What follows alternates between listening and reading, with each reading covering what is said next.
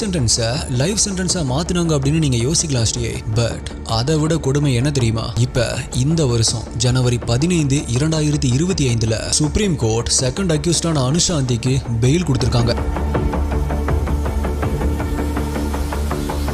But அனுவுடைய பேச்சை கேட்டு இந்த கொலைகளை பண்ண மேத்யூ இப்பவுமே பூஜப்பூரா சென்ட்ரல் ஜெயில களி தின்னுட்டு தான் உட்கார்ந்துட்டு இருக்கான். இந்த கேஸ்ல இருந்து நம்ம கவனிக்க வேண்டிய விஷயங்கள், தெரிஞ்சுக்க வேண்டிய விஷயங்கள் என்ன அப்படின்னா, ஆண் பெண் நட்பு அப்படிங்கிறது ஒரு நல்ல விஷயம் தான். பட் அந்த நட்பு காதலாவோ இல்ல அஃபைராவோ மாறுறதுக்கு நடுவுல ஒரு சின்ன மெல்லிசான கோடு தான் இருக்கு. அந்த லைனுக்கு இந்த பக்கம் இருக்கிற வரைக்கும் எந்த ஒரு பிரச்சனையுமே இல்ல. பட் எப்ப அந்த லைன் கிராஸ் பண்ணப்படுதோ அப்ப அதுல சம்பந்தப்பட்டவங்க மட்டும் இல்லாம அந்த மொத்த குடும்பமும் அதுக்கான பழிய சுமக்க வேண்டியது இருக்கும். எனக்கு எப்பவுமே தோன்ற விஷயம் என்ன தெரியுமா ஸ்ரீ? சரி, கணவனோ அல்லது மனைவியோ ஏதோ ஒரு ரீசனுக்காக உங்களுடைய பார்ட்னர் கூட வாழ பிடிக்கல, பெத்த குழந்தையை கூட பிடிக்கலன்னு வச்சுக்கோங்க, சிம்பிளா டிவோர்ஸ் பண்ணிட்டு போக வேண்டிய